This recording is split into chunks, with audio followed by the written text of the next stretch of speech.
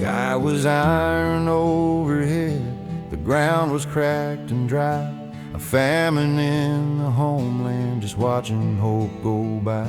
My boy was weak and hungry, his little face was thin, and the shadow of starvation was a-creeping slowly in. I looked inside the barrel, just a handful left of flour to mark the final bitter end of our last and desperate hour.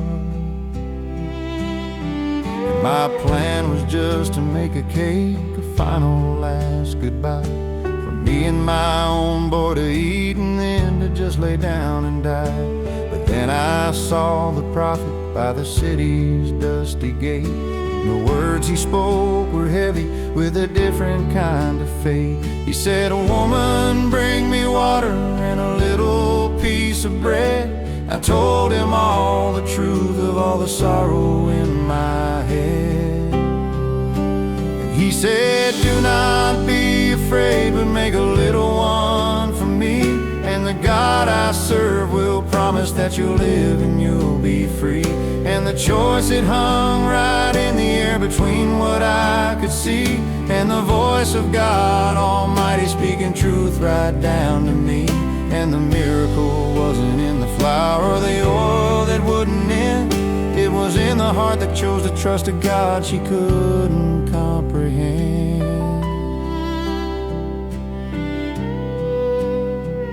I think about my own life when the bills are stacked up high, and the fear of what's tomorrow brings a tear into my eyes. When I'm looking at the little that I've got left in my hand, and a voice says, "Give it to me, son, and you will understand that my economy is different, my math ain't like your own, and the only seeds that multiply the faithful seed you've sown." And he says, "Do not be afraid, but make a little one for me, and the God I serve will promise that you'll live and you'll be free." And the choice, it hangs right in the air between what I can see and the voice of God Almighty speaking truth right down to me. And the miracle ain't in the flour or the oil that doesn't end, it's in the heart that chooses to trust a God it can't comprehend. 'Cause the jar of flour wasted not, the jug of oil was true, according to the promise that the Lord had spoken through His humble, faithful servant in a dry and weary land, that His provision's always waiting in obedience His demand.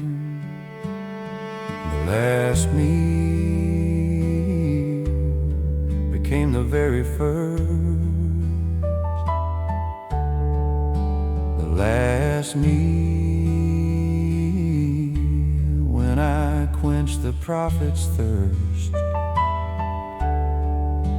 the very first meal